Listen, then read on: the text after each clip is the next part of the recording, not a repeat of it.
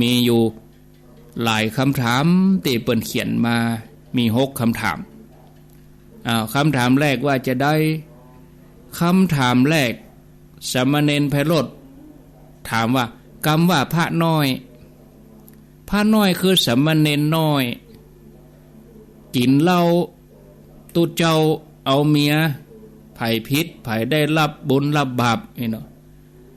อันนี้ท่านเจ้าคุณมาทราบกับเราว่าพิษถึงกู้พระน้อยสามเณรกินเหล้าพิษศีลข้อสุราจัดเข้าในนาสะนังคะ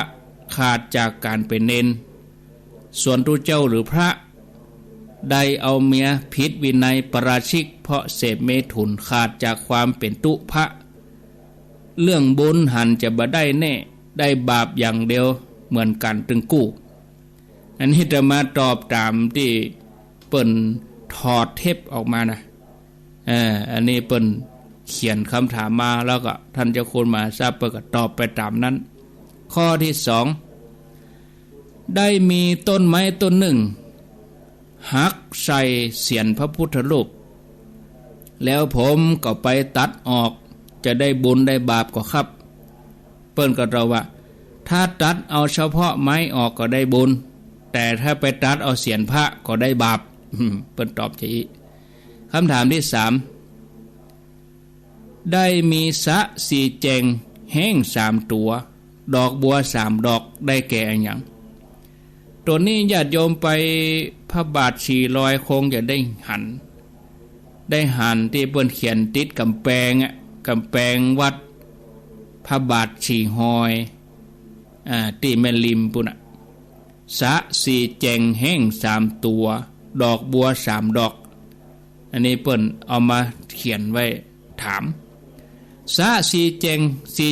งก็คือเหลี่ยมผ้าสี่แจงคือผ้าสี่เหลี่ยมมาเดียวบะหมี่ผ้าสีแจงแต่ก่อนมันมีหรอผ้าสีแจงเนาะผ้าสีแจงเอาเน็บถุงเสื้อนี่โอ้โก้เนอะแต่ก่อนได้ผ้าสีแจงนั่นได้แก่อริยสัจสี่อริยสัจสี่คือทุกข์สมุทัยนิโรธมรรคแห้ง3ตัวก็คือไตรลักษณ์ก็คืออนิจจังทุกขังอนัตตาดอกบัว3ดอกคือรัตนตรัยพระพุทธพระธรรมพระสงฆ์จะผิดถูกฝากผู้ฟังได้เอาไปกึดแถมกรรมนะอันนี้เปิ้นก็ตอบไปอย่างนี้ท่านเจ้าคุณมหาทรัพย์นรินทร์โธข้อที่4สามเณรเขียนคำถามว่าผมได้หันศรัทธาคือได้หันโยมสร้างพระพุทธรูปไว้ตามวัดต่างๆเปจะได้ครับเกศาพระพุทธรูปถึงคดเหมือนก้นหอยหรือว่าเปิ้นเอาหอยมาปล่อยใส่มาจากไหนอย่างใดครับ ท่านเจ้าคุณมหาทรัพย์นรินทร์โธประกาศเราว่าบ่ใจเอาหอยมาปล่อยใส่หัวพระเจ้านะอาจจะมาจากความเข้าใจของคนที่เปิ้นสร้างพระพุทธรูปคือตามพุทธประวัติในอัฏฐกถาจารย์ท่านกล่าวว่าเมื่อพระองค์ออกผนวดที่ฝั่งแม่น้ำอโนมานทีเมื่อครั้งที่พระองค์ได้ตัดโมลีด้วยพระขัน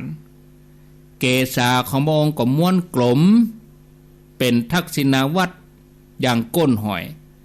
ตั้งแต่นั้นมาก็บักงอกยาวเฉยเลยจนเข้านิพพานผู้สร้างพระพุทธรูปอาจจะอาศัยเหตุนี้ก็เลยสร้างรูปพระอย่างนั้นคำถามข้อที่5การที่เอาไม้มาควักมาแปงคำว่าควักก็คือว่าแกะสลักควักจะไปควักอย่างจะไปแกะอย่างแล้วจะไปควักไปจีนี่ควักก็คือใจลักษณะเอาซิวแกะจีก็เอาสว่านจะไปมาควักมาจีนี่นะ ค้นหาถ้าเป็นกำอู้ก็มาควักมาจีแต่อันนี้เนนถามว่าการเอาไม้มาควักแป่งพระเจ้าหรือพระพุทธรูปคนที่ควักพระเจ้าจะได้บาปได้บุญก็ครับเปิ้นก็เราว่า ถ้าผู้ทำด้วยเจตนาดีเอาสิวเอาสว่านมาควักมาจีแกะสลักเอามากราบมาไหว้เอาไปถวายวัดเฮือศรัทธาไหว้ก็ได้บุญได้กุศลแต่ว่าถ้าไปควักไปจีเอาไปขายเป็นสินค้าอย่างที่ทำกันทุกวันนี้ถ้าทำด้วยความโลภโลภะเป็นต้นเหตุก็บ่ได้บุญอย่างเอาของเจ้าพุทธที่เขาเคารพนับถือไปเป็นสินค้าไปขายเอากำไรเหมือนขายพักขายป่าผู้ฮู้เปิ้นจะพิจารณาเปิ้นตำนี้ถึงจะบ่ผิดตามกฎหมายบ้านเมืองแต่ของสิ่งนั้นเจ้าโลกเปิ้นเคารพนับถือเป็นของสูงเจ้าผู้ติดแต่ควรเว้นเด็ดขาดบ่ควรไปส่งเสริมเสียด้วยข้อที่6คำว่าพุทธังสรณังคัสสามิธัมมังสรณังคัสสามิสังฆังสรณังคัสสามิถึง3บทนี้ทำไมครับจึงมาเอาธัมมังขึ้นก่อนพุทธังเอาธัมมังสรณังคัสสามิเหี่ยก่อนได้ก่อเพราะว่าพระธรรมมาก่อนพระพุทธน่ะเป็นเพราะเหตุใดเจ้าคุณมหาทรัพย์เปิ้ลก็ตอบว่าพระธรรมเกิดก่อนพระพุทธก็จริงการที่เอาพระพุทธขึ้นก่อนนั้นต้องการจะกล่าวถึงผู้ที่ค้นพบพระธรรมคือพระพุทธเพื่อเป็นการให้เกียรติแก่ท่านเหมือนกับที่เขาว่านีล อาร์มสตรองมนุษย์คนแรกที่ไปถึงแล้วก็ไปเหยียบดวงจันทร์เมื่อเวลา 9:56 นาทีของวันที่21 กรกฎาคม 2512 นั่นเองความจริงแล้วนีล อาร์มสตรองเกิดที่หลังดวงจันทร์ตั้งหลายหมื่นปีเขาก็บ่นิยมว่าโลกพระจันทร์นีล อาร์มสตรองไปถึงว่านีล อาร์มสตรองไปถึงโลกพระจันทร์แทนที่โลกพระจันทร์จะมาก่อนก็บ่ใจเจ้าโลกก็บ่นิยมกันฉันใดพระธรรมเกิดก่อนพระพุทธก็จริงแทนที่จะเอาพระธรรมเกิดก่อนมาเอาก็เอาพระพุทธว่าก่อนฉันนั้นจบศรัทธาญาติโยมพอเวลาแล้วก็ประเดี๋ยว